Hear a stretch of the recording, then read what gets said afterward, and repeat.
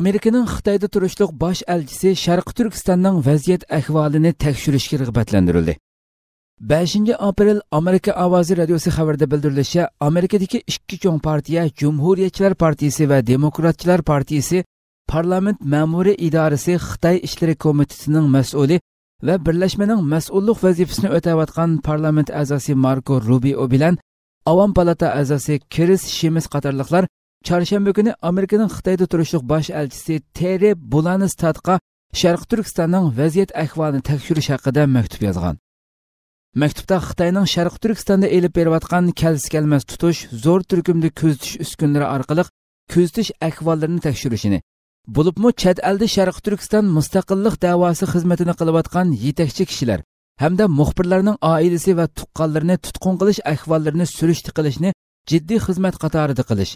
Xitoyning mushkil siyosatini amaliy ishlayotgan yuqori darajalik amaldorlardan ahvol egilab, uchur to'plab, ularga xalqaroliq magnitstiki embargo tadbiri qo'llanishga material hozirlash kerakligiga rag'batlantirildi. Maktubda yana Xitoyning Sharq Turkiston xalqining diniy faoliyatini va milliy madaniyatini qattiq cheklash ahvoli hamda Sharq Turkistonning hamma yerida nazorat qilish uskunalarini o'rnatib, nazorat qilish ahvollarini tekshirish. Bo'libmi ishonchlik axborot o'rinlarida tarbiyalash lagerlarida qamalgan kishilarning sonining 500 mingdan 1 milliongacha ko'payganligi bildirilganligi alohida eskartilinib, bu ahvol dunyo bo'yicha bir millatga elib berilgan keng ko'lamli tutqun qilish hodisasi ekanligi. Xitoy Kompartiyasining Sharq Turkiston xalqini bostirish harakati Amerikaning erkin va ichivitilgan Hindi okean va Tinch okean doirasida tirishchanlik ko'rsatayotgan manfaatiga zo'r ta'sir yetkazayotganligi tilga ilindi. Maktubning oxirida biz siz bilan Amerika manfaatini ilgari surish yo'lida harakat qilib, umumiy xalq e'tirof qilgan xalqaroliq kishilik huquqi tajovuz qiladigan ishlarni hal qilishni umid qilamiz deganlar bildirildi. Uyg'ur rayonining yerlik hukumatlar mablag' solgan butun qurilishlarni to'xtatishi diqqat qo'zg'adi. Atalmış Uyghur Abdunum rayonidagi yerlik hukumatlarning qarzi Abdunum rayonlik hukumatning yerlik doirlar mablag' solgan barliq qurilish turlarini butunlay to'xtatishiga majbur qildi. Analizchilarning ko'rsatishicha, bu Uyghur Abdunum rayonlik hukumatning barliq qurilish turlarini to'xtatib, yerlik hukumatlarning qarzini kontrol qilmasi bo'lmaydigan ahvolga berib qolganligini ko'rsatgan.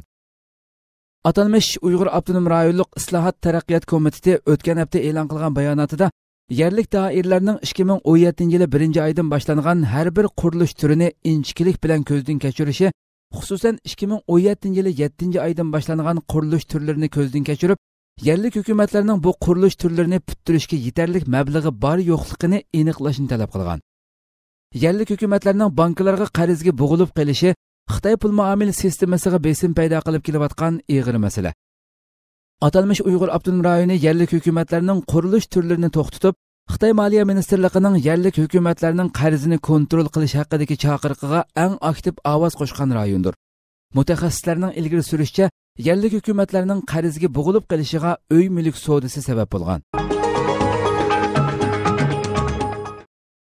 Erdoğan 3 taraf yig'inida muhim qarorlarni chiqardik dedi. Türkiye Cumhuriyeti Cumhur Reisi Recep Tayyip Erdoğan 3 taraf boshliqlar yig'inida muhim qarorlarning chiqarilganligini va buningdan keyin tashlanadigan qadamlarning bekitib chiqilganligini aytdi. Türkiye Ovozi Radiosuning xabarida bildirilishicha, 2-navbatlik Suriya temaliq Turkiya, Rossiya, Iran 3 taraf boshliqlar yig'ini Cumhur Reis Recep Tayyip Erdoğanning sahibxonlik qilishi, Rossiya prezidenti Vladimir Putin va Iran prezidenti Hasan Ruhoniyning ishtirok qilishida poytaxt Anqarada chaqirildi. Erdoğan Putin va Ruhoniy bilan birlikda o'tkazgan qo'shma axborot e'lon qilish yig'inida qilgan so'zda, bugun oldimizdagi bosqichni yo'ritib beradigan muhim muzokaralarni elib berib, muhim qarorlarni chiqardik hamda buningdan keyin tashlanadigan qadamlarni bekitib chiqdik dedi. Suriyada surkilishni azaytish rayoni masalasida Turkiyaning mas'uliyatini sezgurlik bilan ado qilayotganligini eskartgan Erdo'g'an, Idlibdagi 8-kuzatish nuqtasi orqali bu haqdagi qat'iy irodasini namoyon qilganligini ta'kidladi. Suriyaning zamin butunligini qo'g'dash uchun barliq terrorlik tashkilotlariga qarshi kurash qilishning zarurligini aytgan Erdo'g'an, buning butkul dunyo jamoatchiligi diqqat qilishga tegishli masala ekanligini qayd qildi. Iran prezidenti Hasan Ruhoniy Suriyada 4 rayonda urush to'xtatish va krizisni azaytish masalasida Turkiya, Iran va Rossiyaning muhim rol o'ynayotganligini eskartish bilan bir vaqtda bugun Suriya xalqining tunugunkidanmi bakrak umidlik ekanligini, tinchlikning ishga eshishiga ishonganligini qayd qildi. Rossiya prezidenti Vladimir Putin Turkiya, Rossiya va Iranning o'rtaq qarorining Suriyaning egilik huquqi va zamin butunligini qo'g'dashni nishon qilganligini aytdi.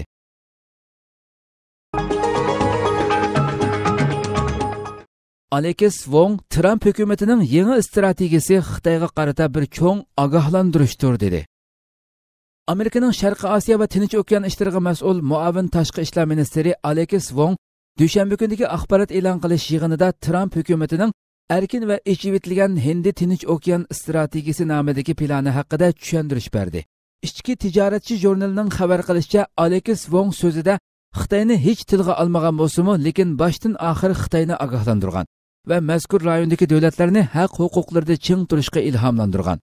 Alex Wong mundaq degan: Dunyo dengiz va havo yo'li tijoratining 50% Hindi okean bilan Tinch okean tabaligida, jumladan Janubiy Xitoy dengizi tabaligida davom qiladi.